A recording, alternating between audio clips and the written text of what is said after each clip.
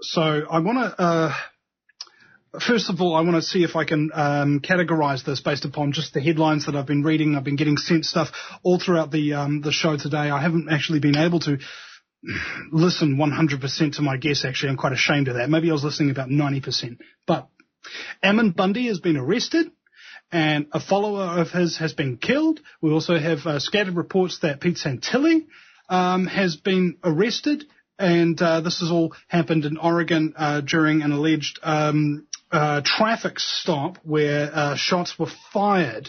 Now, I don't know much more information than that, and we're still having stuff come in as it goes. So, gentlemen, if you would, please fill in the blanks for me if you can. Well, I'll give you a couple of crossed over reports that I've been able to observe. Of course, this started to break while I was doing my live show as well, so I appreciate it, although I did interrupt my discussion just like you did to try and cover the facts as they were emerging.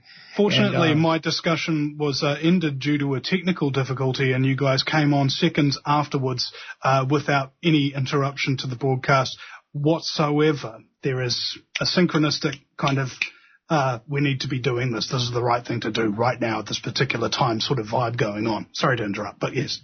No problem.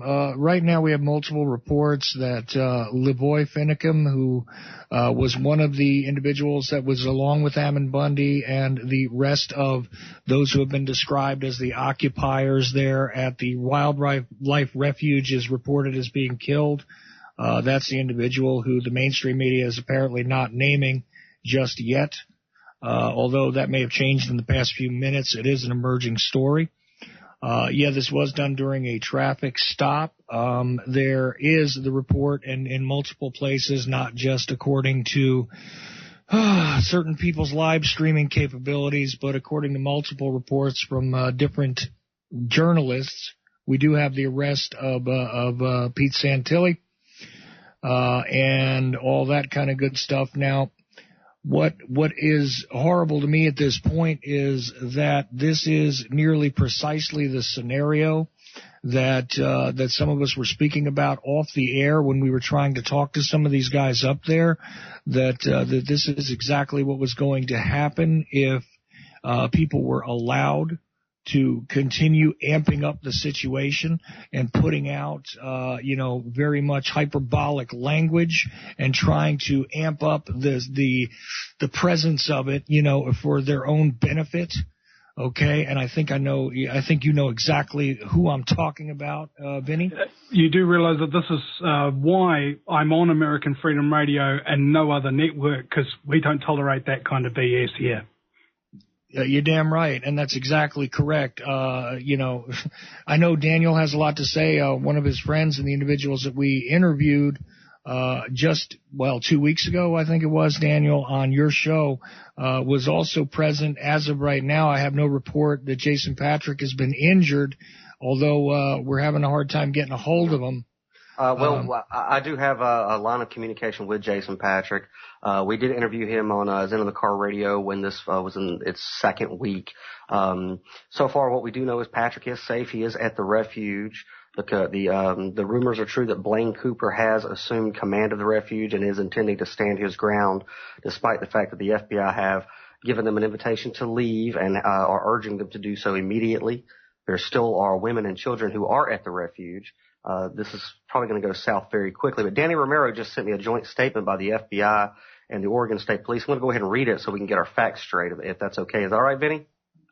Yeah, absolutely. I've been sent the exact same one here, so I'll be taking screenshots as we go and editing that into the video. Go right ahead. All right. At approximately 6:30 p.m. PST, the FBI arrested Peter Santilli, age 50, of Cincinnati, Ohio, in Burns, Oregon. He faces the same federal felony charges as the individuals listed below. The arrest was without incident. At approximately 4:25 p.m. PST on Tuesday, January 26, 2016, the Federal Bureau of Investigation and Oregon State Police began an enforcement action to bring into custody a number of individuals associated with the armed occupation of the Malheur National Wildlife Refuge. During that arrest, there were shots fired. One individual who was a subject of a federal probable cause arrest is deceased. We will not be releasing any information about that person pending identification by the medical examiner's office. One individual suffered non-life-threatening injuries and was transported to a local hospital for treatment. He was arrested and is currently in custody.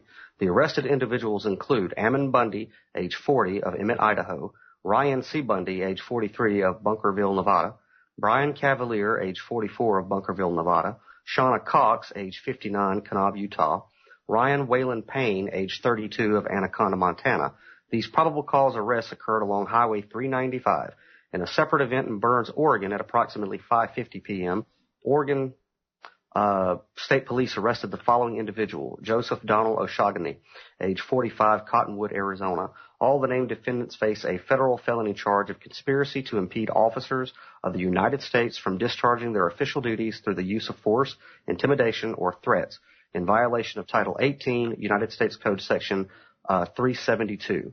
We continue to work with Harney County Sheriff Dave Ward and his deputies, Oregon State Police, and the United States Attorney's Office to address any further outstanding issues as the investigation is ongoing. We cannot comment further at this time. All defendants should be presumed innocent until proven guilty. And I will, as a side note, it has been confirmed through multiple sources that the deceased is Lavoy Finicum, who was shot 3 times in the chest on site. And this incident has indeed been reported by a number of reputable sources. And when I say reputable, I don't necessarily mean that they're 100% truth, etc. But we've got the Huffington Post in Australia already reporting on it.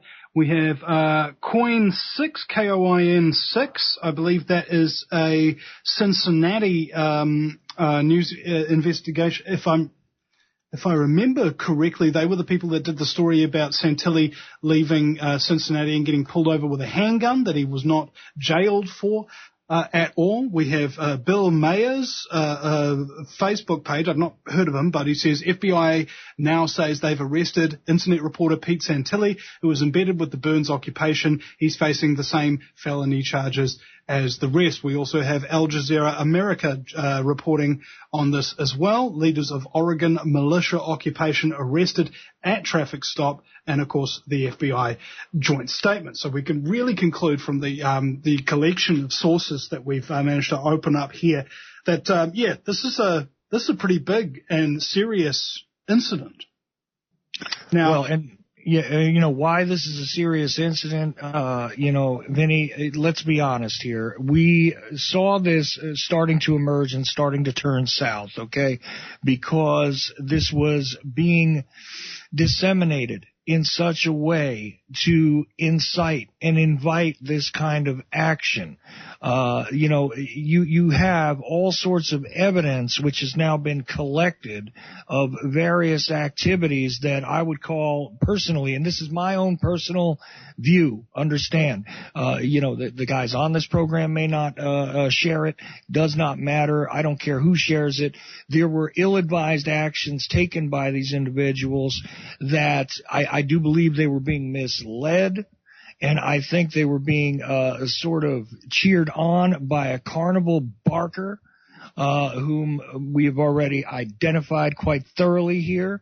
And I'm going to tell you right now that I think that this was very purposely done, that something that could have gone in a very non-violent fashion, that something that could have been resolved in a far different way may now get even more ugly as time goes on here, because once they begin an enforcement action, once the federal government begins an action like this, it is not likely that they're going to simply back down. I mean, we've got one body attached to this now. There are multiple reports of other injuries as well. We don't know the severity of those. I haven't been able to confirm it, let's put it that way, so I wouldn't reliably tell people about that yet. What we've also been unable to confirm is who fired first. Yeah, we can't confirm that. Now, if you are looking at certain live feeds, what you are hearing is that the feds fired first and that Lavoy Finicum had his hands up in the air, which I would doubt that information, because there would be nobody at the scene that is not either in custody or at the hospital besides the feds. So exactly. I would kind of dismiss any of that information that the feds fired first. I would also like to issue a warning to any of the American militia who are listening, or people who consider themselves to be in the Patriot movement, to wait until we have all of the information before we do anything rash. This is not the time for for any type of action that's going to spark something that we cannot take back. As Alex Ansary mentioned on his show, the lot of people who are mentally unstable and a lot of who are mentally deficient, they get attracted to incidents and actions like this by the hyped up media commentary that we have come to expect from the fake alternative media, right? And that is the entire reason, and I want to confess something here. I've been going after Pete Santilli this year. I had to actually cut my holiday short because I found out that he was going into Oregon, and we had to expose him to make sure that he wouldn't be able to get people killed, right? And this is the thing. It is an incredibly serious situation. More lives are probably on the line. There are still children at that refuge, as far as I'm aware. That's correct. And the last time Santilli got arrested for something, he was let go without charge within hours, and then had his case dismissed from court the next day. So we're going to have to wait and see what the results are on this, and also the leaked fax document confirming that he was working for the FBI in 2013, 2014 during the truckers' ride for the Constitution protest is also another very interesting variable. So I'm quite interested to see how this FBI asset will get out of this one. Well, Vinny, Chuck knows this is a very personal issue for me because I do have personal friends there who are on the ground, and I don't want to make this about Pete Santilli at all. However, there are some things that I think that do need to be addressed. For example, me and Chuck have extensively covered the fact that whenever this refuge was seized, there was no shootout of any type, that the place was completely abandoned and the doors were open, the keys and all the equipment were easily accessible. That needs to make people raise their eyebrows. As I said on the show yesterday, if I'm leaving my home for the weekend and I'm not expecting anyone to come in and take care of my dog or, take care of any maintenance, I'm locking my home. I'm not going to leave the keys under the mat. I'm not leaving the back door unlocked. That is not what happened here at this refuge. This place was open, unattended, and the keys were sitting there pretty as you please. That is very suspect to me. Now, another thing that's very suspect to me is how the FBI knew the itinerary of the Bundys specifically today. How is it that they knew exactly where the Bundys would be, where they would be going, and when, and how many people were there? Now, it doesn't take a rocket science to try to connect the dots that there might be someone who might be live streaming information directly to them. Well, that in addition to the fact that you have to consider when looking at this that, look, there is a legitimate reason in this country for many people to be angry. There is a legitimate reason for those of us who speak out against government intimidation, against government abuses, to make the statements that we do. It does not mean, however, that all actions in order to effect a change here are required or are advisable.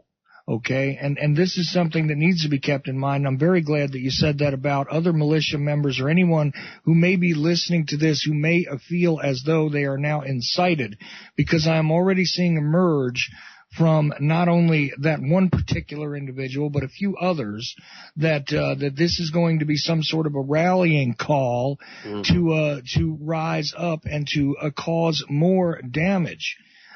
This entire situation got out of hand when they lost control of the narrative.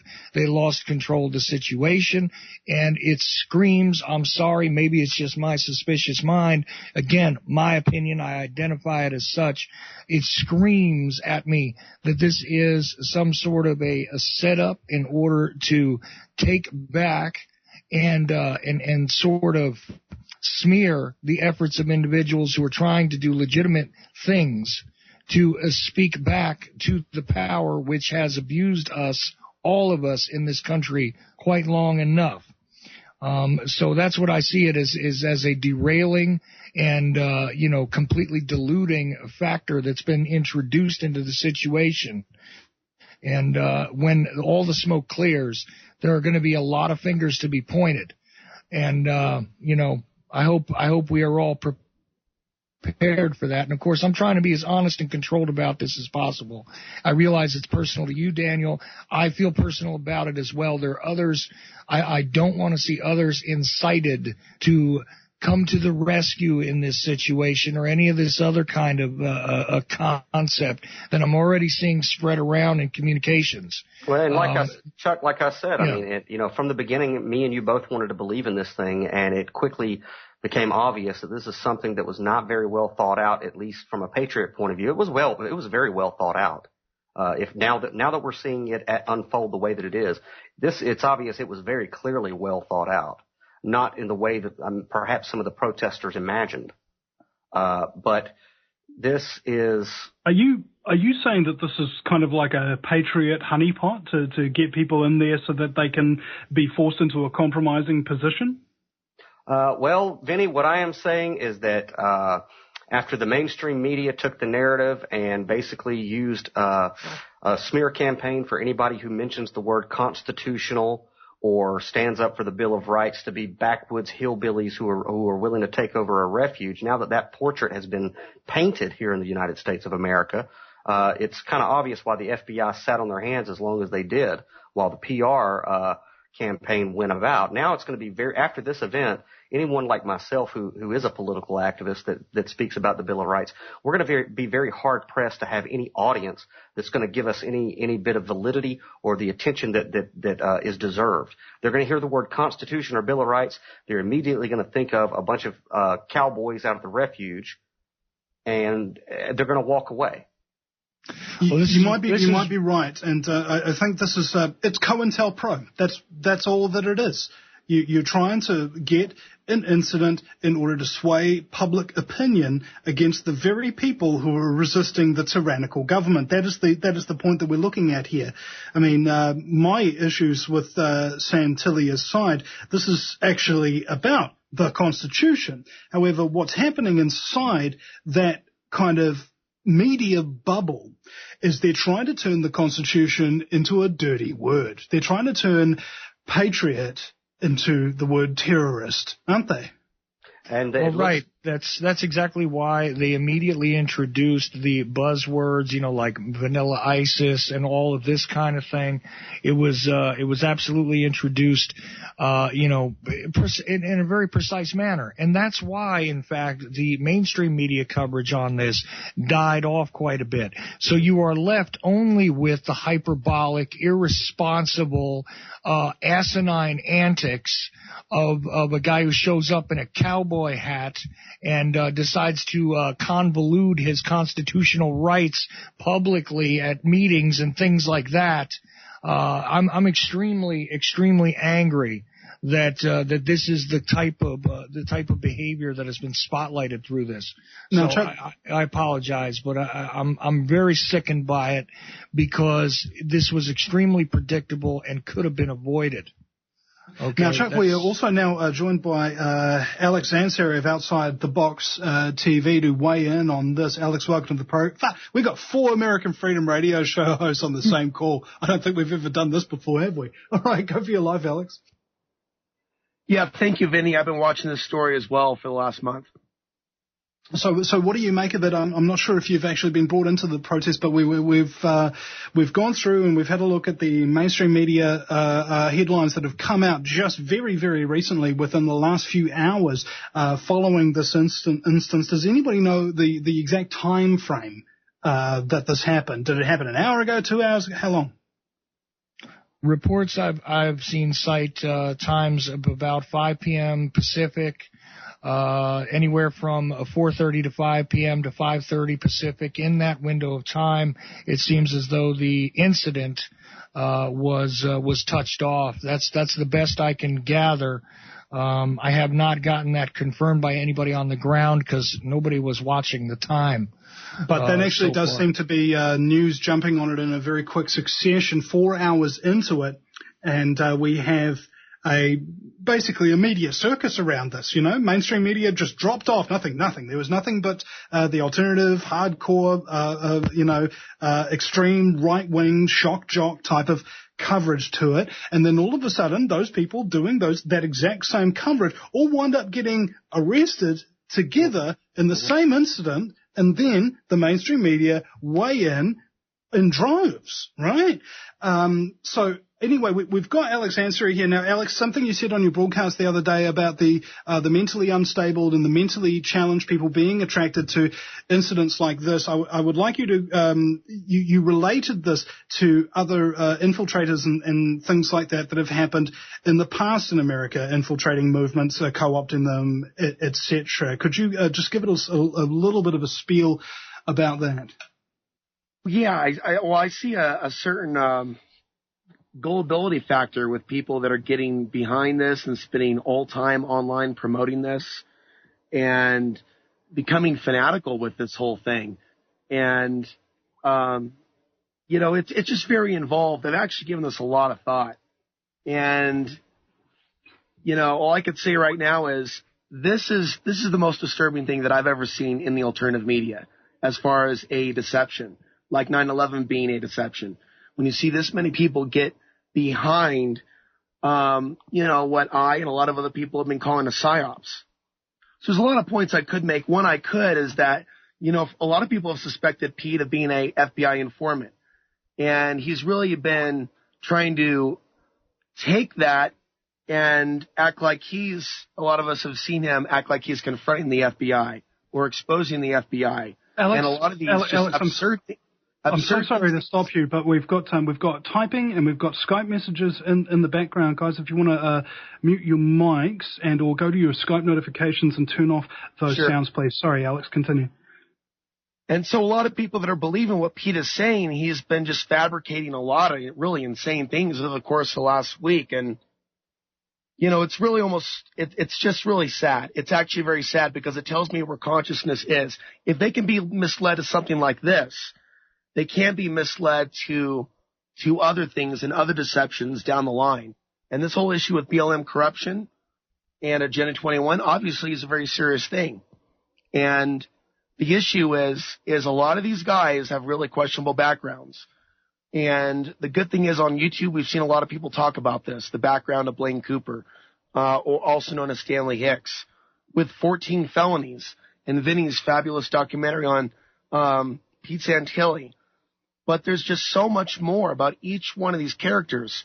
John Ritzmeier, I was scratching my head going, this guy is on Blaine Cooper's YouTube channel blowing up Qurans and, doing other insightful things. And no one seems to see anything wrong with this. And so, it's distressing. What it does for me is I don't want to be involved in any group at this point, especially anyone using sovereign citizen language.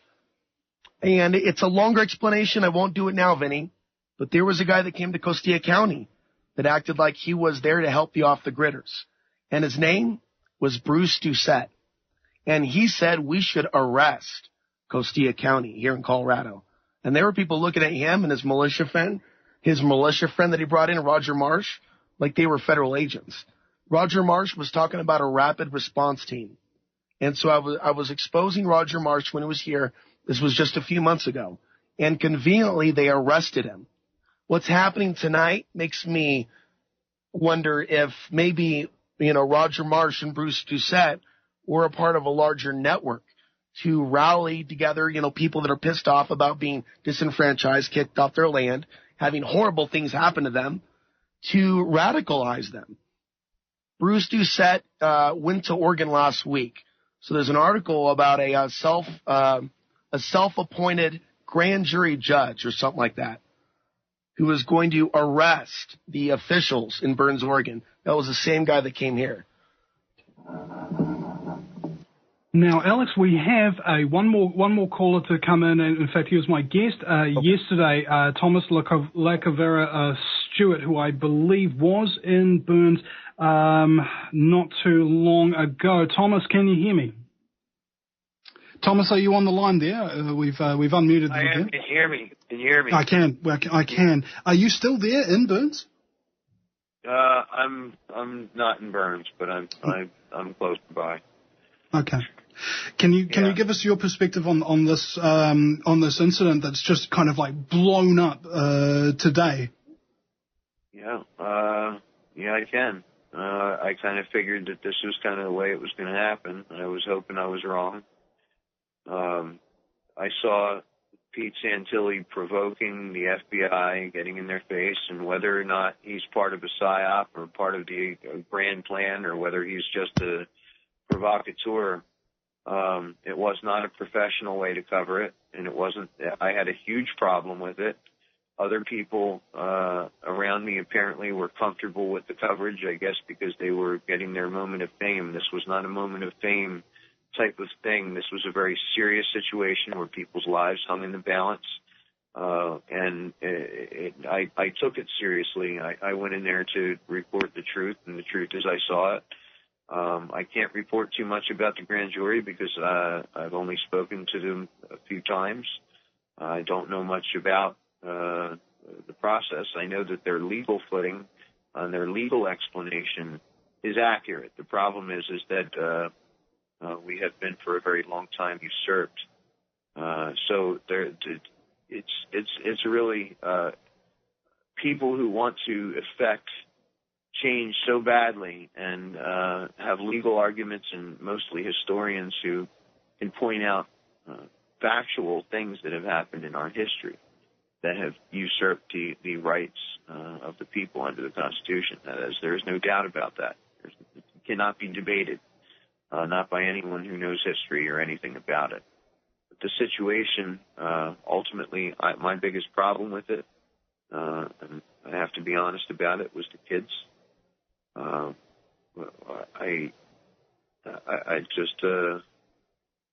I can't tell you. I'm pretty kind of actually shaken. I'm not sure if that's you in the background typing there, Chuck. Maybe. It is not me. No, I was muted, sir. Oh, okay. Must have been somebody else. Well, Tom, thank you very much for dropping in, man. I think we'll actually let you go and get some sleep because we're going to be going into an emergency third hour now on American Freedom Radio, and we have open lines now, ladies and gentlemen. If you'd like to call in, if you are in Burns, if you are listening to this live broadcast, if you would like to share your thoughts with us, if you had some information or something of that nature, the number is 218-339-8525. That's 218-339-8525. So, Tom, thank you very much. So, guys, we've got a big problem here, okay? Because it's breaking news, all the facts haven't come in yet. We don't know exactly what it is we are dealing with. This is the reason why I usually don't cover breaking news on this show, because when it's breaking, you don't know what the news actually is. Right? But what we do know is what's happened leading up to this. Now, Thomas made an interesting point there about how Santilli was antagonizing and getting in the face of the FBI and brought up the word provocateur. Provocateur is a French word, right? And the problem is when people hear that word, they don't know what it means, okay? It just basically means you're the person who's provoking a response. Now, in the modern context, what a provocateur does is he works for the enemies of freedom, the enemies of humanity, and then goes out and pretends to be on humanity's side, right? In order to provoke a violent action and response from the authorities for whom they're actually working. Now, this does raise some interesting questions about it, because we do know a lot of the background, as also has Alex has elucidated here, that this is something that's gone through and happened in American history quite a lot. Whether or not this is what's happening now, if there was some kind of provocation of the FBI during that altercation with the 7 men who were pulled over in one vehicle. Whose vehicle was it, I wonder? And why did the FBI stop them? They say it was a routine. They said it was a routine stop for a number of different sources. So we're swimming in the waters here, full of sharks.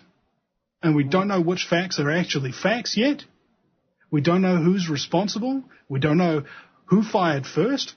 All we know is one person has been killed, one person has been wounded, and we know that Pete Santilli has been arrested, as well as the other people who were in the car at the time. So I don't know exactly what to make of this or what the outcome is going to be. I've just got super just spider sense vibes going off right now with this. It just, ooh.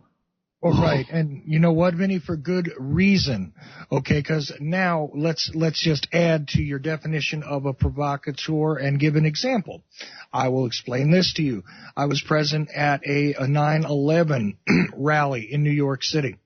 Okay, and when that group of individuals was being, it seemed as though, here comes another word, infiltrated by others who wished to go in there and turn a peaceful action into something else by going throughout the group and making statements like, let's do this and let's do that, which were encouraging others to participate in criminal activities such as the destruction of property, which was not what the protest was about. It was about raising public awareness regarding the 9/11 incident and trying to get people to think about it and things like that. You know what happened? These individuals came in and started talking about breaking windows. They started talking about destroying things on the street to make their point. And these were people that didn't seem to come with any of the others who seemed to know each other a little bit, who seemed to have friends there, et cetera, a little bit out of place. And we identified them at that point in time as individuals that were there to be provocateurs. Does that sound like a fair thing to say, Vinny? Conceivably. However, I wanted to go back to Tom. He's actually still on the line. With us. I've just muted him and he was still on there and he is now unmuted. Thomas, you say that you know who's been killed, who's injured, etc.? Yeah, Finicum is dead, dude. Finicum. Can you give us some background, because I've not heard the name. Well, Lavoy Finicum is otherwise known, some people called him Tartman. Tartman was the guy, the rancher that came out that had 11 children, foster children. This man was salt of the earth. He was one of the, if you look back into the 1800s and you look at the ideal picture of a honorable, law-abiding man, this picture of Lavoy Finicum is what you would see. When the clash of cultures comes so harshly together that a man like Lavoy Finicum feels like he needs to stand and do what he did, and I'm not condoning, and I'm not in any other way saying that you should stand in front of law enforcement and violently kill them. That's not what I'm saying. What I'm saying is when the cultures have clashed to the point where you can take a man like that, who you could, if you broke down in front of his ranch, he would help you and he would bring you in, he would feed you, he would care for you. That type of salt-of-the-earth individual, when you push them to the point where they feel like they have no other alternative, our society has become sick. And that is who died tonight. He was a good man, and I think that should be mentioned. I know that not many people agreed with him, and I understand that. But I just think that, Lavoy, he was a good man. He wasn't a bad man. He felt like the society had become sick. And he's right. And you look at people like Santilli, he's a symptom of the disease. And Santilli out there bullhorning the FBI, making things like it was a reality show, sending cameras down in to film Blaine Cooper's children being picked up. Horrible. It wasn't reporting. It wasn't professional. It was sensationalism. The man ought to be, you know what I think. All right. Now, in fairness, we did represent that in the, you might not have heard it, in the FBI's joint statement, law enforcement's joint statement, and also I stated when I came on at first that it had been confirmed through multiple sources that this is the man who died. Of course, he was, if people don't know who he was interviewed on CNN one time. I know that for sure. Sorry? MSNBC and Fox News as well. Yeah. Yes, okay. I wasn't aware of that, but either way, this is an individual whom apparently you had more interaction with. I just simply reported it. I wasn't making any other statement about it, just reporting it as something that could be confirmed from multiple sources. But there you go.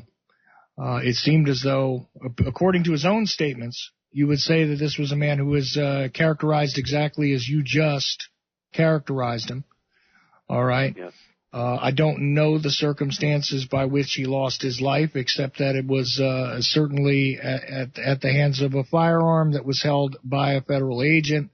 That's what appears to be obvious at this point in time. Anything else, though, is speculation, unless you have some other information regarding what exactly happened.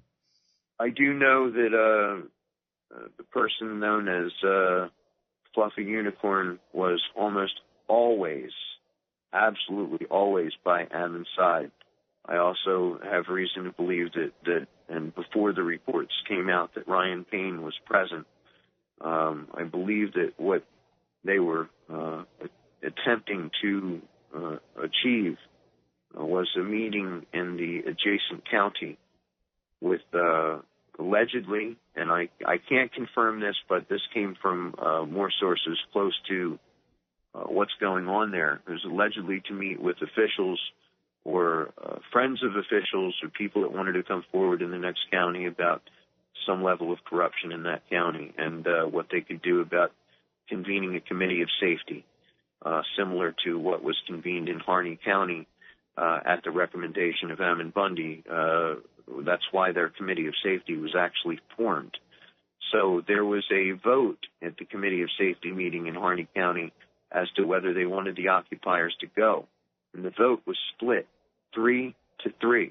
3 said yes, and 3 said not so much, because they had woken up a lot of people as to the constitutional violations and usurpations by the federal government and corruption by local officials that enabled it. And that is what I was trying to get a story on when I was violently pushed out by Pete Santilli. Now, why would Pete Santilli not want me to cover such a thing is another cause for speculation and question.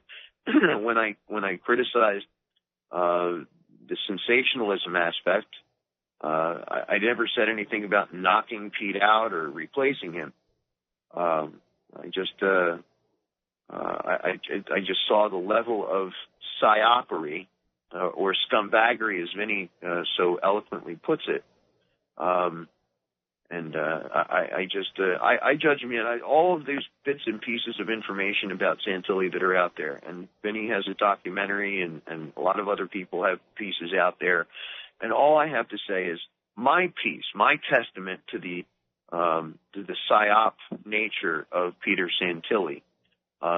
His actions speak louder than words. He tore apart Mark Connors on the Mark Connors show for using a clip, just a snippet of his live feed, which is news, which Pete has used other news stations repeatedly on his show and their clips without sending them $1. And he tore this man's head open like there were demons inside of him, screaming and hollering at him for using one of his clips because he's there for himself. And dude, just the entire narcissistic nature. The first night that I was in Burns, the first night I sat down in a room with Peter Santilli, and the one thing that I said to him, and it was a test question, by the way, just to establish what his psychological mindset was. I had said to him, I said, you can't focus on more than one thing, can you? And it was something who, if anyone knows a textbook narcissist would know the reaction that was about to come. He made everything in the room stop, and he made everyone tell me how not only can he multitask, but he's one of the most intelligent people that can do it in the world. That is Jim Jones-ish, dude. That is not normal. That is narcissism. That's unstable, mental. Well, I think you get the point. Well, you know what? I wouldn't claim to, personally, I wouldn't claim to analyze him or know what's inside of his mind. I can tell you this, though, just as an outside observer, what I was able to witness through this guy's so-called coverage of the situation was a completely irresponsible, provocative presentation, which was meant to do nothing but incite the viewer/listener to excite, to exaggerate, to create a hyperbolic situation in the observer's mind.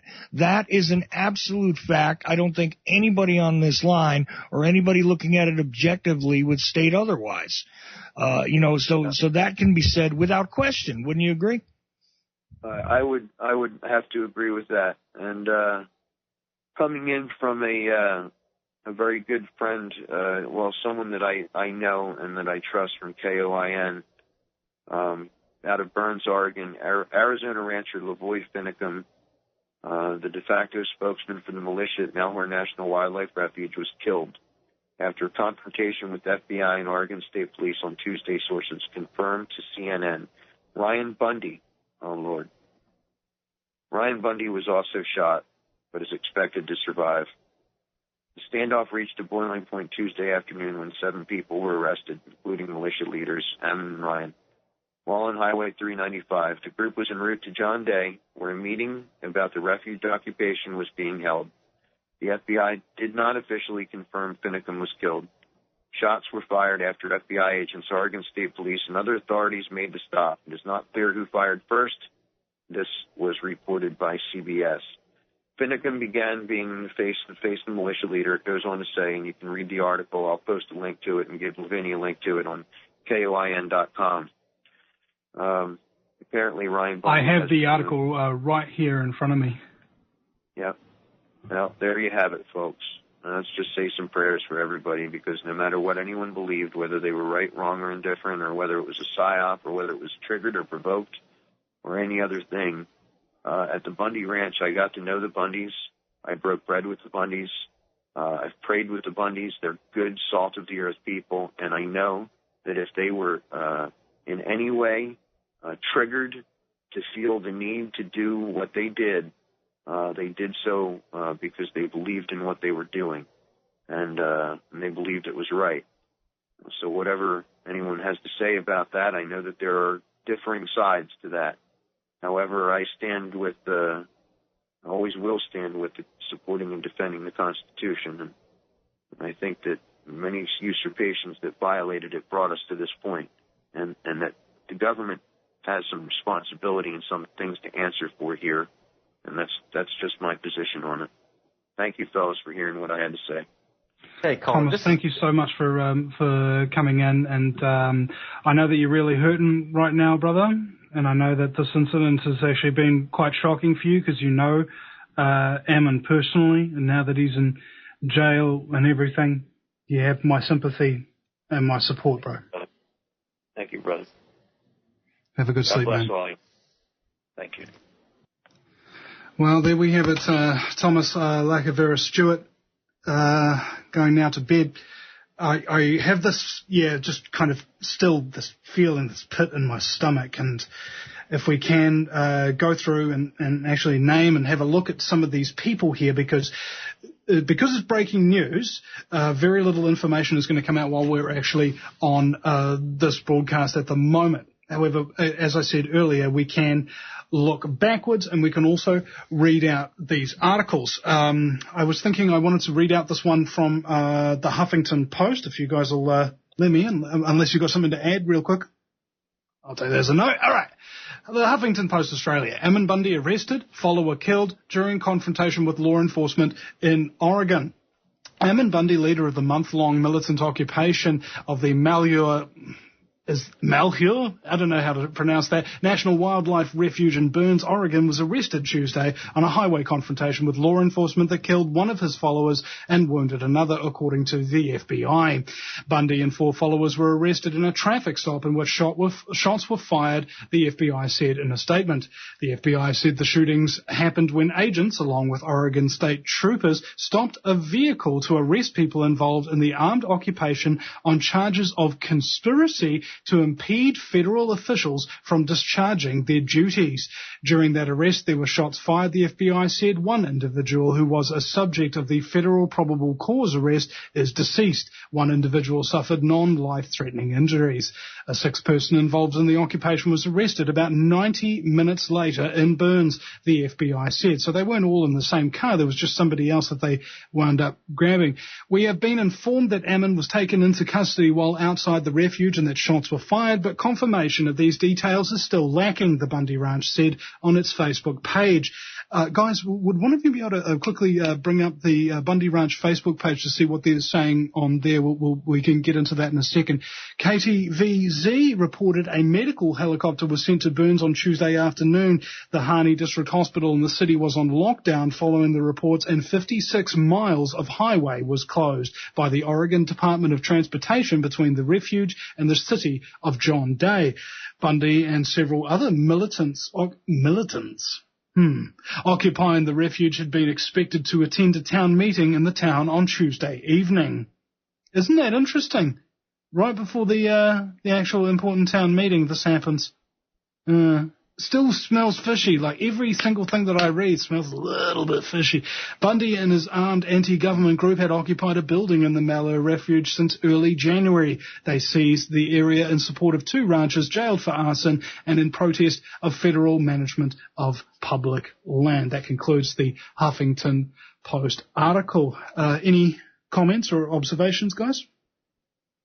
Well, one thing is this, the tactical concept that there was a need to catch them in transit is not necessarily suspicious in and of itself. This may have been a tactical concern as opposed to anything else. It may have been predetermined quite a ways back that they were going to take them into custody in some way or other.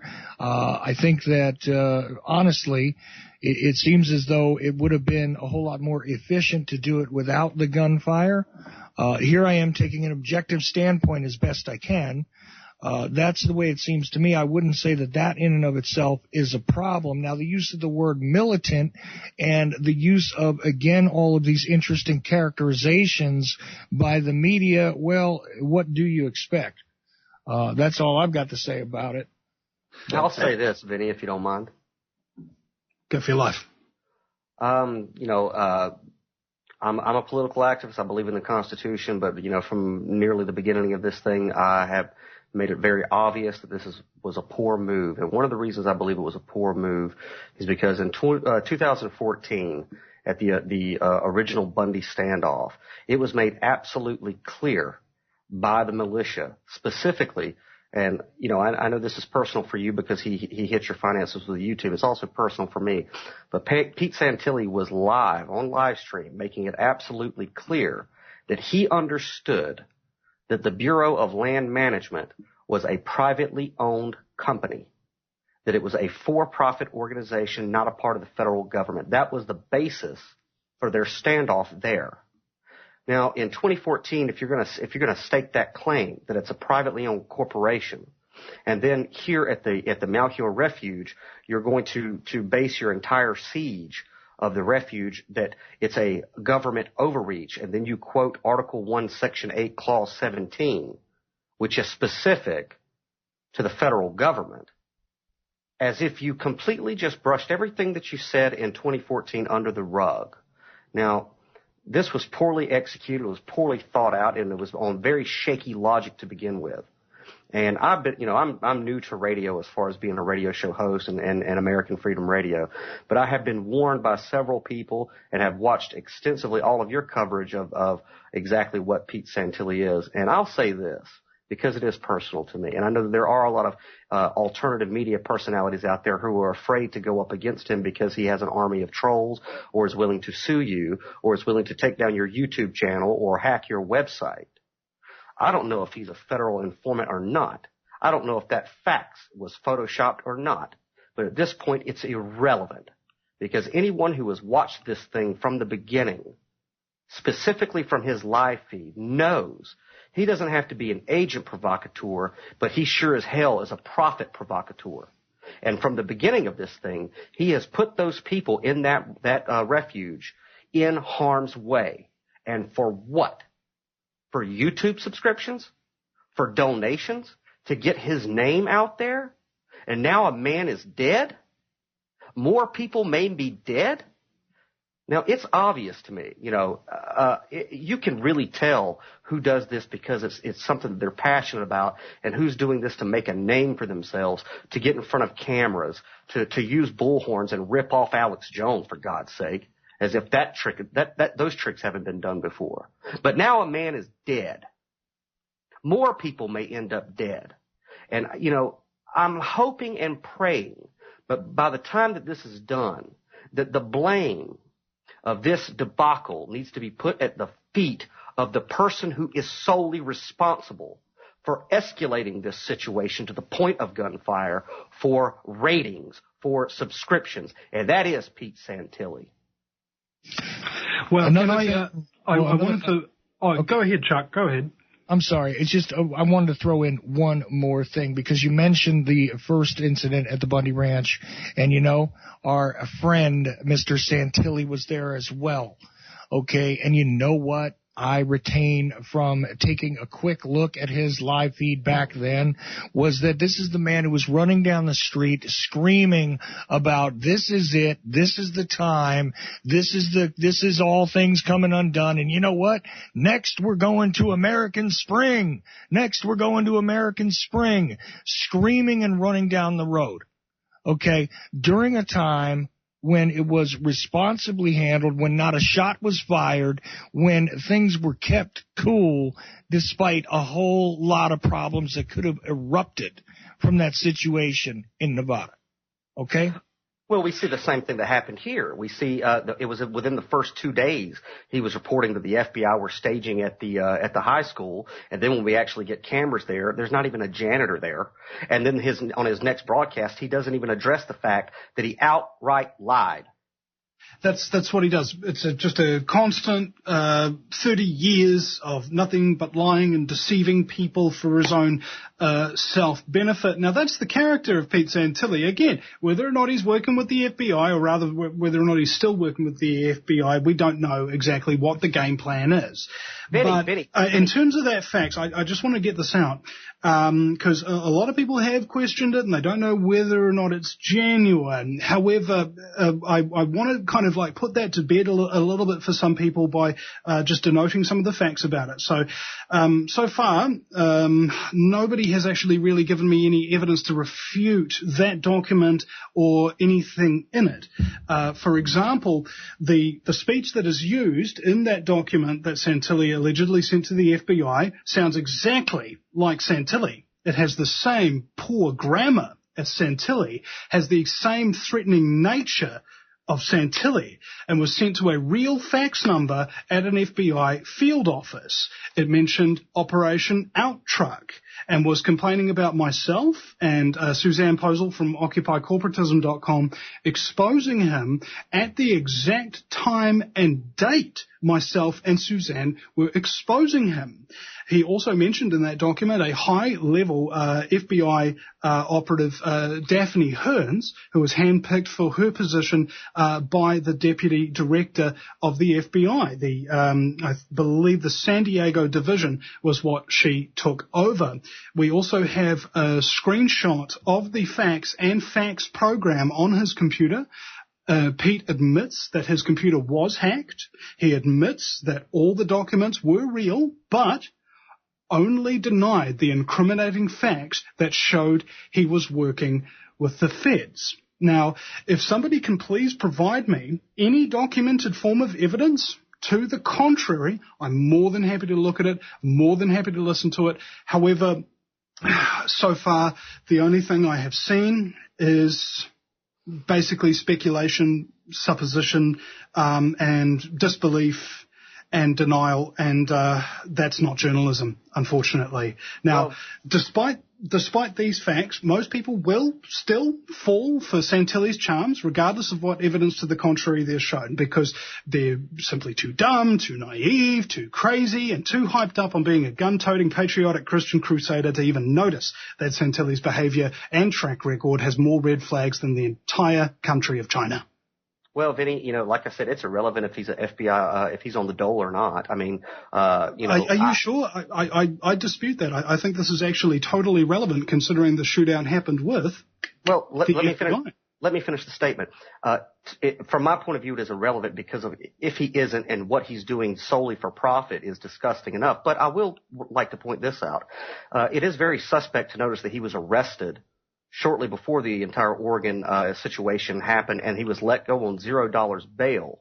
Now, also, if you go back to the 2014 incident, he was very close with a gentleman by the name of Mark Kessler. You familiar with that person, Vinny? It rings a bell. Wasn't there somebody who was an FBI informant revealed later on or something? Exactly. Mark Kessler was supposed to be the founder and I guess the Supreme Lord General. Are you sure it was Kessler? I thought the name was Mark Meckler. No, it was Kessler. Trust me, it was Kessler. Sorry, my recollection's a little bit fuzzy on that. Please continue. Yeah, he was a retired chief police who dubbed himself, Supreme Lord General or whatever of the Constitutional Security Force, which was supposed to be a militia which united all of these independent militias here in the States under his banner.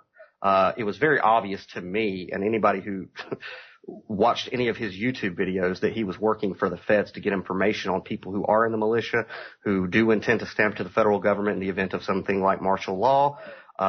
Shortly after the Nevada incident, and if you go back and you look at any of the YouTube videos, Mark Kessler, as a matter of fact, a lot of the lingo that Pete Santilli uses is a direct lift from Mark Kessler. The word libtard, and excuse my French, is it okay if I curse on your show, Vinny? Fuck yeah. Yeah, fucktard. The fucktard, libtard lingo came directly from Mark Kessler, who shortly thereafter issued to all these people who were in the Constitutional Security Force applications which required all sorts of personal information such as social security numbers, I think bank account information, things of that nature. And then, of course, he goes on the Alan Combs show and says that the entire thing was an act and that he was approached by the FBI to gather information for them. Now, I don't know if Pete Santilli's ever addressed the fact that Mark Kessler came out as a Fed, but I do know that in 2014 he was very, very close. So, like I said, I can't confirm or deny whether or not Pete Santilli is in fact on the Federal Bureau of Investigation's payroll, but, you're known by the company that you keep. Well, you sometimes are, but also we run into the territory of guilt by association, which is not the American way. We actually do need evidence, documentation, and proof before we sandbag somebody. Now, some of the disputes that I've seen about the authenticity of the facts, despite, it's all supposition, speculation. Nobody's actually produced any actual evidence to dispute anything that's in it. It's simply a disbelief. But this is the theory, provided it's fake. The FBI plant fake faxes on their own informant's computers just in case the informant gets hacked by Anonymous and leaks their personal documents. And this is to make sure that people think that FBI informant is an FBI informant for a little bit of time, and once they claim it's fake, not one single person would ever mistakenly think they were an FBI informant from then on. It's just, it doesn't make any sense why they would do that, why Santilli would fabricate a fax and leave on his own computer. More to the point, coming up with simply the capacity to forge a document that well, to the point where the guy who does the designs for the Vinny Eastwood Show.com and also was paid to design the murals at the London Olympic Pavilion for the New Zealand Olympic team, couldn't tell whether or not it was fake. All right, that's somebody who's very, very highly skilled in the trade, and I do trust his judgment. So far, nobody else has come out to actually have a look at these anomalies and explain them as they are. But in my experience, if you're committing a crime and want to continue to do so, the number one rule, and really the only rule, is to stay above suspicion. Because once somebody actually proves it's fake, and I've seen a lot of people try, then I'll actually take the tangent seriously. But till then, and I don't want to insult any of you guys, I'm reading a comment that I sent to somebody else who questioned this on YouTube.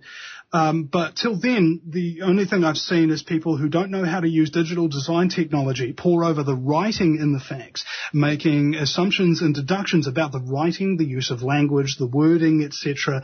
But nobody's actually spotted a legitimate discrepancy in either the digital layout of the document or the wording, other than logically fallacious assertions based upon really poor logic and weak suppositions. Now, I invite anyone to prove that it's fake. If they have compelling evidence, then that's great. We can stop being wrong. But for now, we have Pete's personal documents, his address, his private information, his driver's licenses, his social security card, his usernames and passwords that were all leaked with the fax. To say the fax is fake, you'd also have to assume every single other leaked document is also a forgery, and considering all of those documents have been verified by Santilli himself as being legitimate, what makes anyone think he's telling the truth about it? Well, I find it very convenient. Well, it's also very convenient that once shots are fired, he's safely in federal custody, isn't he? Where no harm will come to him. Oh, and also, if he was not arrested with the rest of them, it would have been the biggest red flag, and nobody would have been able to deny or think that he wasn't with the FBI at that point. But when he gets released, right, when he gets those charges dropped in the coming days, as I assume this will happen, I don't know, then we can kind of sit back and maybe put that questioning to rest once those facts come in. Well, like I said, Vinny, and I'm not trying to overcrowd your line here, but regardless of the fact if he is or is not on the FBI dole, what I really would like people who are listening to understand is that this bloodshed, this escalation, it should be laid at his feet. He is the one who has been escalating and needling this situation, and we as the alternative media, the true alternative media, need to make absolutely sure that this type of, I don't even want to say guerrilla journalism because it's not journalism, that this type of glory chasing that got a man killed, other people shot, is no longer tolerated in our circles. This is anathema, what this guy has done in the name of alternative media. It's anathema. You are correct in your assertions, I think, and that's probably one of the most important points to really take along from this, is that it's not infighting if somebody actually is doing wrong, is it? No. And go ahead, Chuck.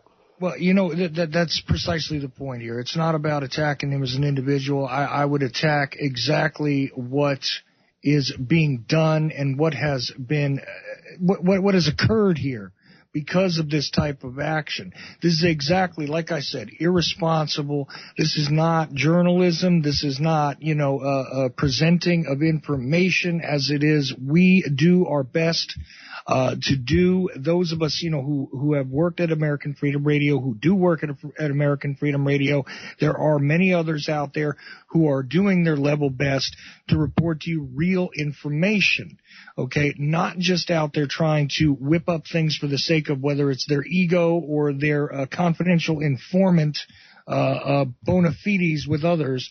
Either way, it's almost irrelevant. The damage is still done either way.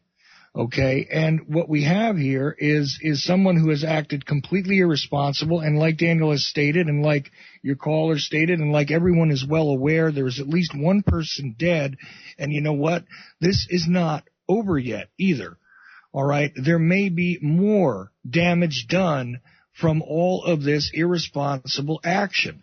Okay, if we're going to be citizen journalists, if we're going to go out there and try and be the alternative, then it might be high time for us to each stand up and make sure that we're not taking the very same irresponsible action that provoked us to speak in our own voices in a separate platform away from the mainstream alphabet soup, wherever it is, no matter what country you're in, it doesn't matter. This needs to be done. And you know what's funny about, just speaking of corroborative language, I noticed that the exact type of language utilized, because, the caller had mentioned this attack on this YouTube guy that was recently posted. You know what? It is exactly the type of language that this person does, and I don't want to get into his politics. I don't know his personal life, but what I see is a toxic human being who should not be encouraged, regardless of what you think of the movement, regardless of what you think of the individuals on the ground. If you're looking at somebody who intentionally, for whatever their motive is, turned around and whipped up a situation to get people injured, killed, jailed, misrepresented, then what are we looking at but somebody who is, what do they call it? A troublemaker, a toxic individual.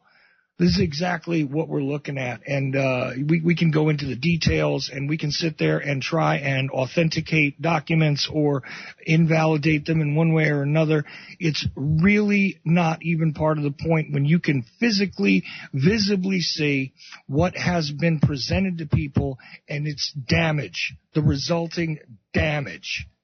Now, I want to hear from Alex on this, because what just happened is exactly what you said would probably happen, and something that you were particularly afraid of, wasn't it? Well, let me just make the points that are on my mind at the moment, because immediately what's on my mind in this last few hours is the Pete Santilli arrest. And what I want to see are pictures. Now, there's one person that was in the car. His name is Mike Bluehair, also known as Mike Smith. He's a former very close friend of mine. And I think that he saw this on YouTube. He felt very inspired. And I feel in general that he is gullible about a great many things. And so there he is showing up, and he's hanging out with Pete Santilli in the same car already. And so he's going to have footage of this probably uploaded by tomorrow. But I think this whole thing is staged. I think the arrest is staged. I have a very different view of the whole thing than other people on the legitimacy of Mr. Bundy to begin with. And so I believe that this whole thing has been a psyops to see how many loose cannons they can get to come out there, mentally ill people. And I actually have audio if you want to hear it right now. And maybe this was staged, but it still is audio of a man saying, I want to go and I want to kill federal agents. This is like yesterday. And whether these people are targeted individuals, I think that this has been a coordinated campaign using Pete Santilli as the spokesperson to see what type of loose cannons they can draw out to Oregon, people willing to drive out there, people that are feeling that they want to have a suicide by cop. And there are a certain amount of people suffering in our population that do succumb to really poor decisions. And so I think this whole thing has been a honeypot to pull those people in. So I want to see video of this arrest and other things. And maybe this is being done to remove Pete from the situation and others from the situation because they weren't able to get the effect that they wanted right away. So they had to close the, it's like a looper. They had to close the loop. Well, here's another question I want to ask. I want to see pictures of the body of this man that was killed. The also known as Tart Man. And now this guy and John Ritzmeyer and a few others were all saying like the same line, like they were up there and willing to die for their beliefs. Now, normally you don't see so many people singing to the same tune. And what I tend to look for is patterns in language. And as I said earlier when I came on the line, rapid response team, the exact terminology that Roger Marsh used when he came to Costilla County, where I was living off-grid, where they were pushing us off-grid. And so he came to see if he could start a militia using the term rapid response team and bring in Bruce Doucette. Amon Bundy used the same terminology, rapid response team, like 5 days ago. And my hair stood up. They're using the same words. So I think that they're the same network. And that this has got to be something that's happening all over the country. What people need to look out for are these supposed saviors coming to the rescue saying, hey, we're going to come into your town, we're going to organize you, and we're going to direct you to go to your town hall and attempt to arrest your elected officials, claiming that you are the authorities. And I think that this is very careless to tell people that don't really know a full understanding of the law that they have the abilities to do these things. But now, that's what they're doing. What I also find interesting is these people say, I've sworn an oath to defend the Constitution against all enemies, foreign and domestic. However, that's not the oath you took. The oath you actually took is to both defend America, its Constitution, and uphold its laws against all enemies, foreign and domestic. In this case, the domestic terrorists happen to be government employees. Now, anyway, we have callers on the line, and I'm very sorry, callers, for not unmuting you or noticing it sooner. I've been very absorbed in doing a whole lot of thing back here. So we have a caller in the 484 area code. Caller, you are on the air. My name is Tom. I'm in Valley Forge, Pennsylvania. Not all that far away from where Chief Kessler was in Gilberton. That's a whole other issue. I got to say, I was involved with Pete the last couple of nights. I've been associated with Mark Connors, the Mark Connors Show, and he's just had a large fight with Pete over Pete's frustration of Mark being critical over Pete's behavior. I think Pete is a colossal jackass. However, to put the blame for what has happened at Pete's feet is absolutely absurd. That's not what we're doing at all, and I agree with you. That would be absurd to say that. Continue, please. Pete, I saw the text that Pete sent out when he was arrested. His girlfriend Deb managed to get online after his arrest and stream briefly. She didn't know what to say, and then had a conversation with Mark, which I was pretty privy to, Mark Connors.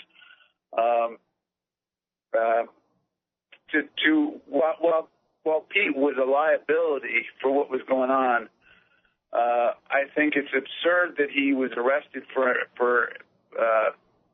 the federal charge of resisting federal authorities in the execution of their duties, or whatever it is, because reporting what's going on and being a jackass to FBI agents in conversation, it doesn't happen to be illegal in this country. I think Pete's arrest is probably on tissue-thin ground, since he was there streaming, and there are much bigger issues here going on than Pete being a jackass. And you got to recognize that. I mean, what are we going to do? Say that there were crisis actors going on there? There was one guy saying that he wants photographs and everything.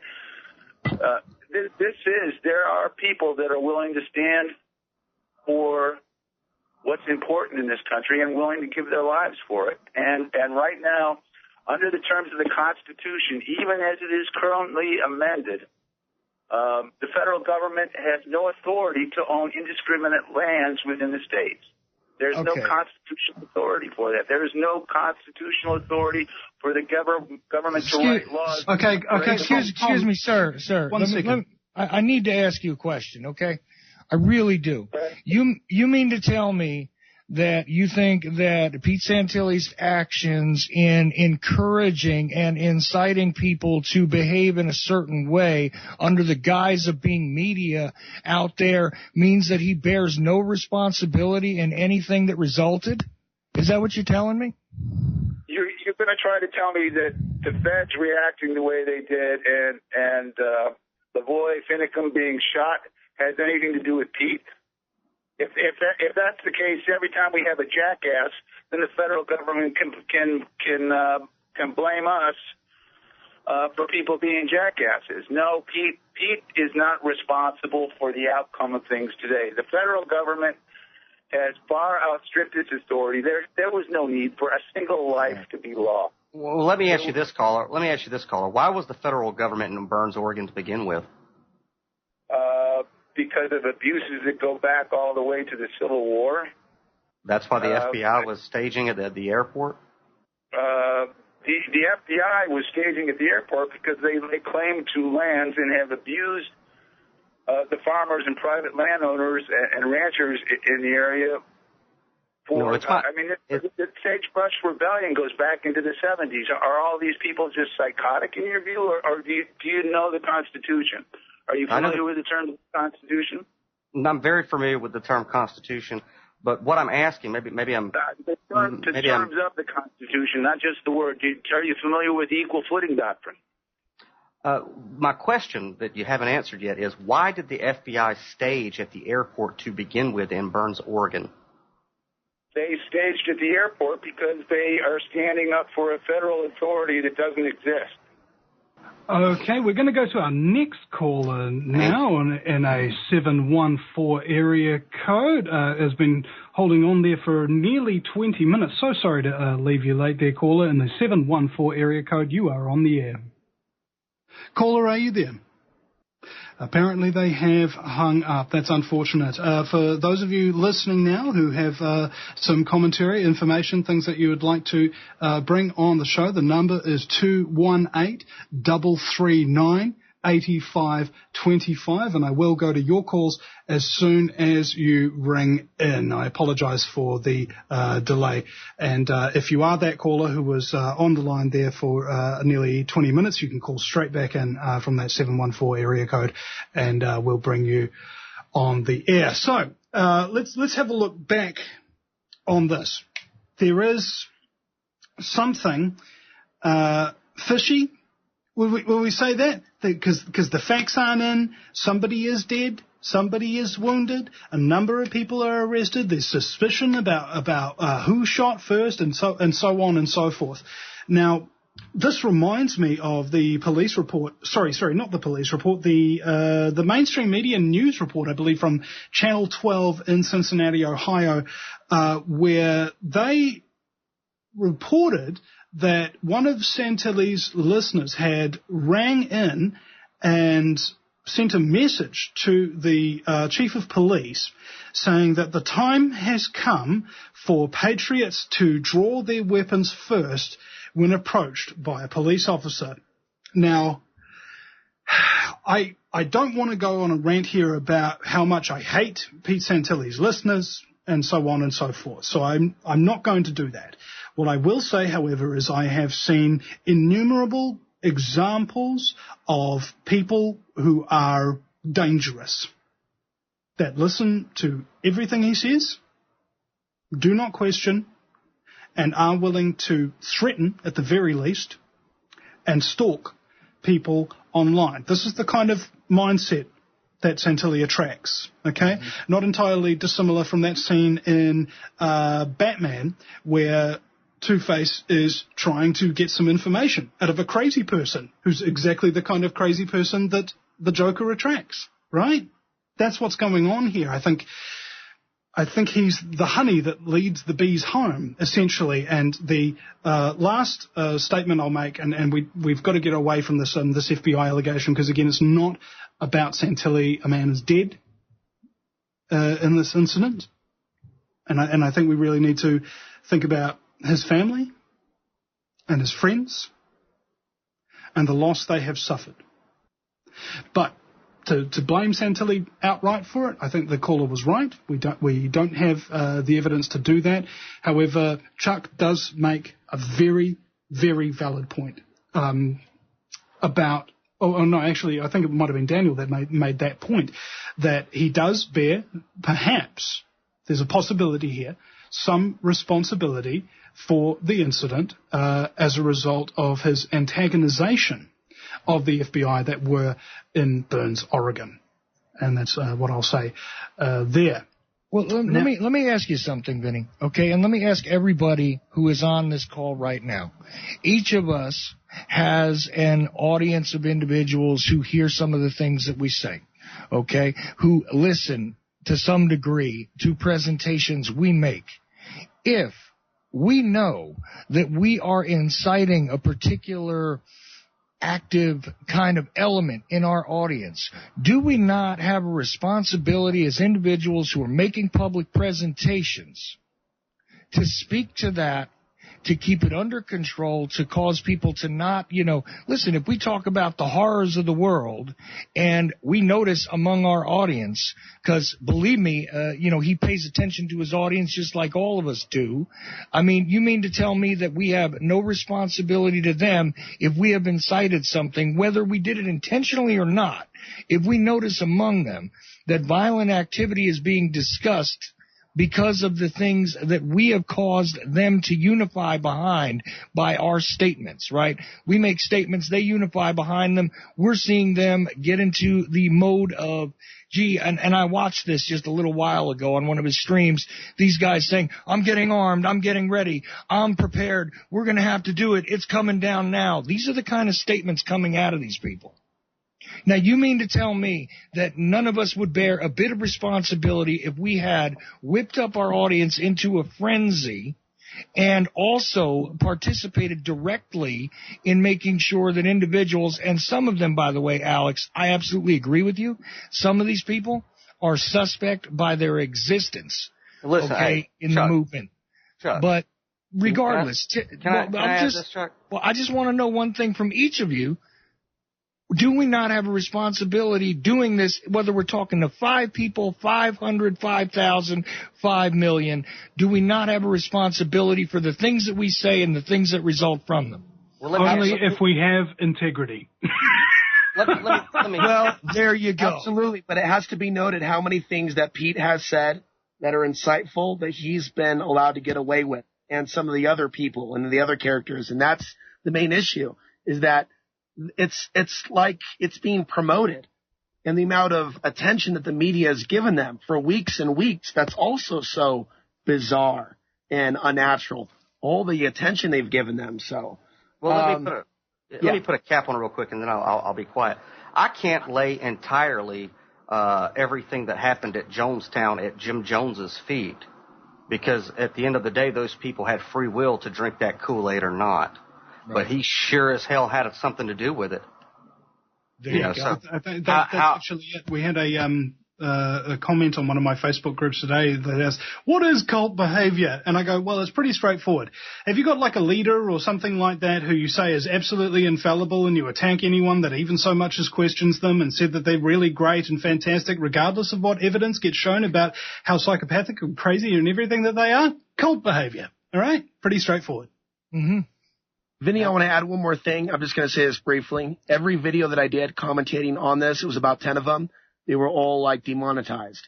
And I'm not crying about it. It actually kind of, though, got me really thinking like, wow, how does Pete and his trolls have the ability to do that? Or was it done from the inside? And if it was done from the inside, are we dealing with some sort of cyber digital agent provocateur that has YouTube cyber police powers? I mean, this is bizarre. And what happened to you is bizarre. Thank God you got your channel restored.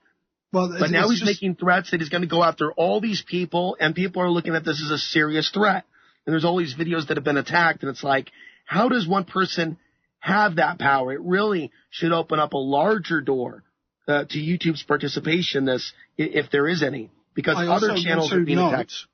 I also want to note that when you file a copyright complaint against someone on YouTube, you do have to sign a legal document asserting that this is absolutely 100% the truth, and that you will absolutely be penalized by having your channel deleted, right? And you will be banned permanently from YouTube if you do it more than once.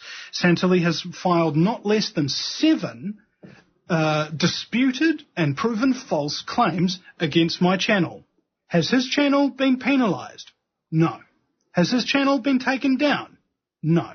Has it gained 20 to 30,000 subscribers? Yes.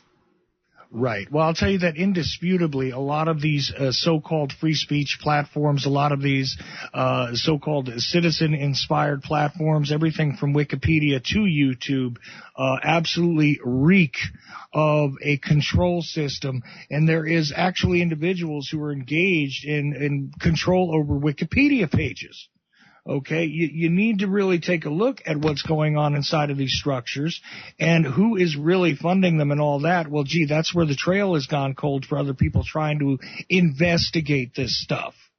Okay, this has gone on for a long time. And yes, it does seem as though there is a favoritism paid to certain individuals who do either support the mainstream line of thinking, or individuals who seem to be saboteurs in their nature regarding being alternative thinkers, those with the craziest conspiracy theories that have absolutely no foundation in reality are allowed to spout off all day long. Those who want to be insightful and create ugly situations and incite individuals to action which is ill-advised, those people seem to be able to speak. When you're being responsible and you're actually striking at the very heart of the truth in a lot of cases, this is when you're being attacked.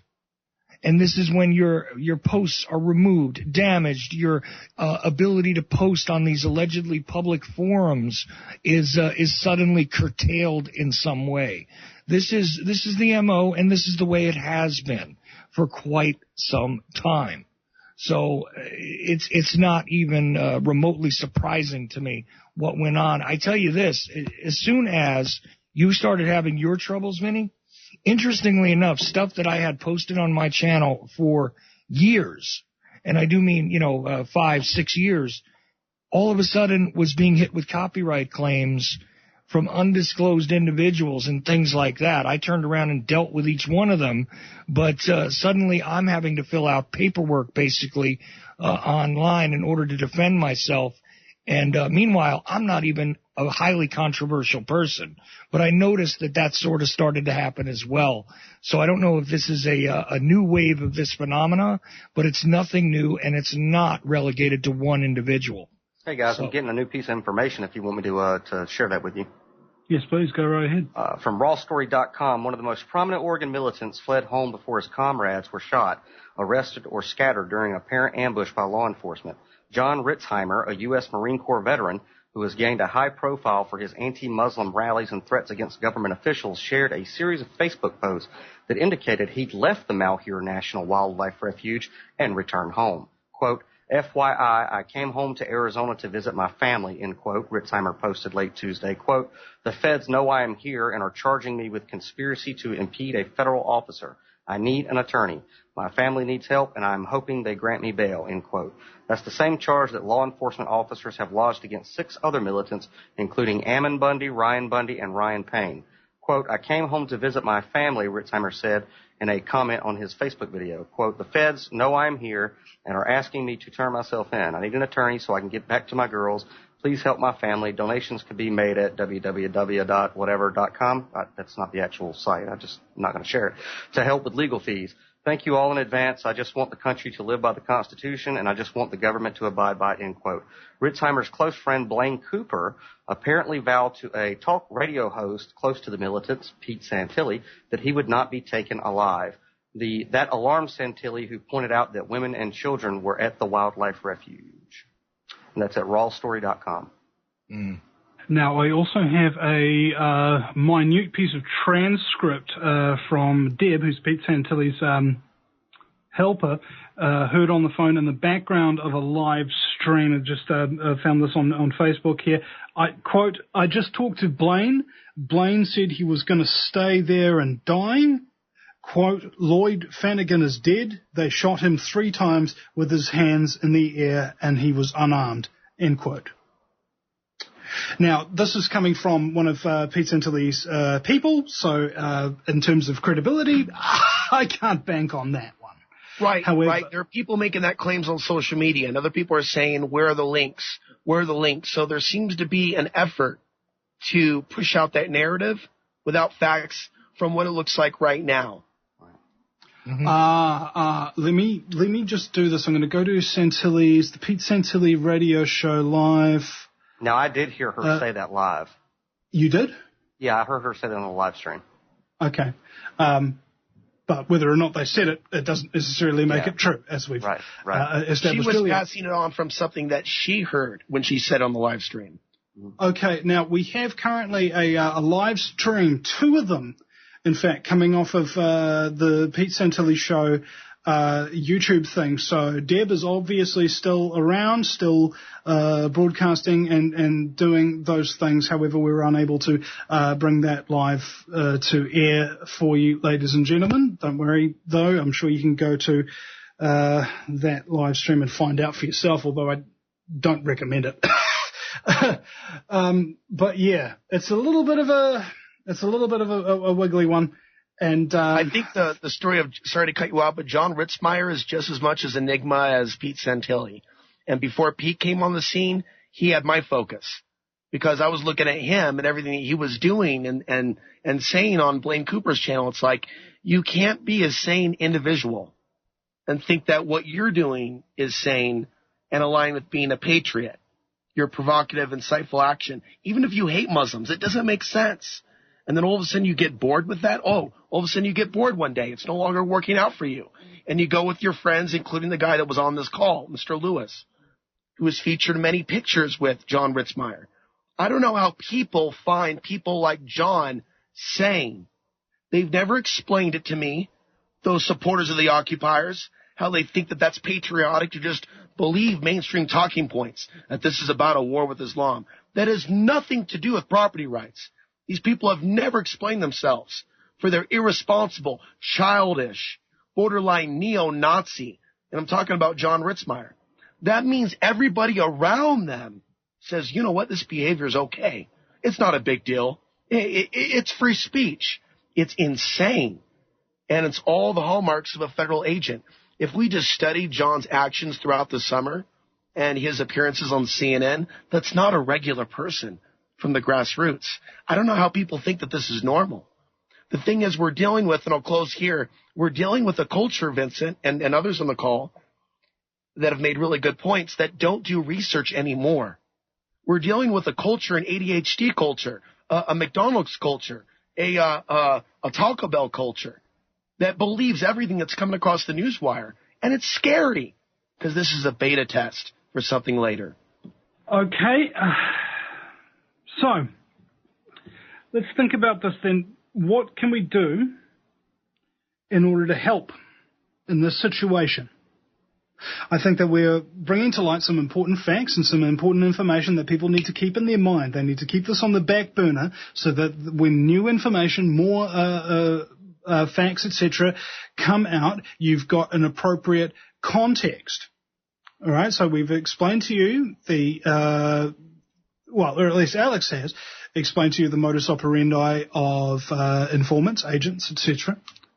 We've explained to you a little bit of the evidence about Pete Santilli.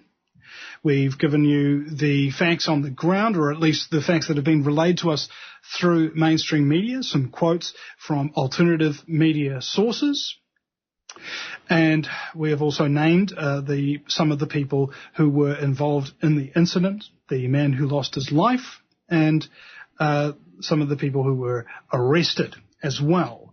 These are only a small batch of facts within a few hours of the incident actually taking place, and we'll be surely very keen to see how the story develops by tomorrow.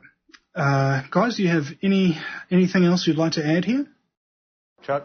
Well, I say again that it is incumbent upon those who wish to become a voice out there in the media wilderness to take responsibility for their actions and the things that they incite. It is that simple. And I feel as though, and I don't even like to use the word we, but I think that all of us who have some level of, and you hit it right on the head, Vinny, integrity in our beings have to say something about this at this point, have to speak out against exactly the type of behavior that we saw out there. And honestly, you know what, Alex, I agree with you that there is a whole lot more than meets the eye regarding a lot of this stuff. I think that some well-meaning people that have some very passionate views have been sucked up into something else that is not anything like what they imagined. I think that has happened alongside of some very serious control, which has been prosecuted against people that, like I said, were engaged in something that they thought was rather worthwhile. And I think that one of those mechanisms that is used is the alleged, alternative media people that are out there just whipping up any sort of negative incentive, whether it's for profit to further their own names or because they are some sort of confidential connection to an alleged movement, to an alleged segment of society that needs to be monitored and set into a direction so that they can be easily collected and controlled. So there's a lot of speculation in that statement I just made. I realize that. But one thing I want to make sure is said, that we all need to take responsibility for the words we speak and the things that we inspire, and be mindful of that. And that's about all I can think of to say on this topic at this point in time until the rest of the details truly emerge.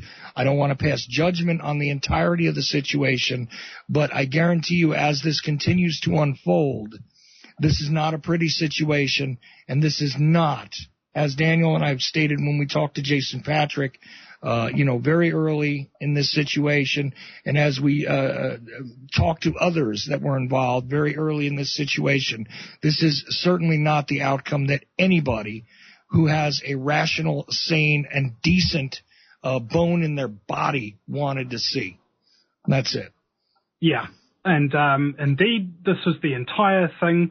This was my entire intention behind doing that documentary on Pete Santilli, was to save American lives during this Oregon protest. That was my real and only intention.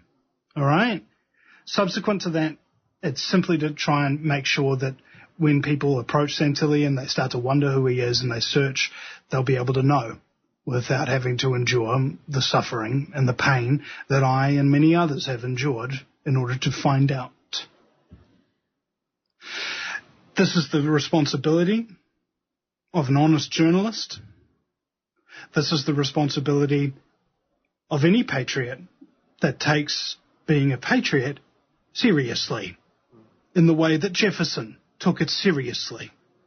He said that it is a patriot's duty to protect his country from his government. And I think we'd all be best mindful that the government is inside our organizations, it is inside our minds, it is inside our protests, and you can't go ahead and say, oh, I can't trust anybody. No, that's just paranoid nonsense. Before you decide to trust someone, find out if they are worthy of your trust first. That's all I'm saying. And that was the reason why I tried unsuccessfully to prevent the loss of American life in Oregon. I'm Vinny Eastwood from the VinnyEastwoodShow.com. My guests also on American Freedom Radio that we have here tonight are Alex Ansary, Chuck OChelli, and Daniel Lewis Crumpton. Gentlemen, if you'd like to go one by one and rattle off your websites, I'd also appreciate that much, so people can follow you as well if they've enjoyed your contributions to the show here today. Alex? Yes, I'm remodeling my main one, but you can find my work over at youtube.com/Alex Ansary. Until it gets taken down by Pete Santilli. And Daniel Lewis Crumpton. Yeah. You can find me at zeninthecar.com, which also is under maintenance, and Zen in the Car, one word, on YouTube, and, of course, here at American Freedom Radio. Would you be able to spell that for us, please? ZENINTHECAR. Zen in the Car. Excellent. And Chuck? So I host the OChelli Effect here on American Freedom Radio, so you can find me at AmericanFreedomRadio.com, as well as my own website, which is OChelli.com. In case you don't know how to spell my name, it is OCHELLI, and that's all there is to that. I'm also a blogger at ZenInTheCar.com as well. You can find me there at ZenInTheCar.com/TOE, I believe. And he's also a movie star, starred in the film The Book of OChelli. Thank you, guys. Thank you, Vinny, for letting us barge in. Well, my pleasure. That sounded a little bit homoerotic, didn't it? Sorry. Okay. We are done for the night. Thank you very much, ladies and gentlemen, for listening. And let's hope that the truth comes out about this. Let's hope that some positive things can come from it. However, I am skeptical that that will be the case. When the sun rises tomorrow in America, more facts and maybe more bodies may await us. It's going to be a different America, one way or the other. Yes, sir. Such is the burden of the responsibility on the alternative media that a lot of people do not understand. Is that we have to be here, we have to do our jobs, not because we are being paid to do it, but because we are compelled to do it, because it is the right thing to do, and we need no further justification. Thank you, ladies and gentlemen. Thank you, gentlemen. And that's all she wrote for tonight.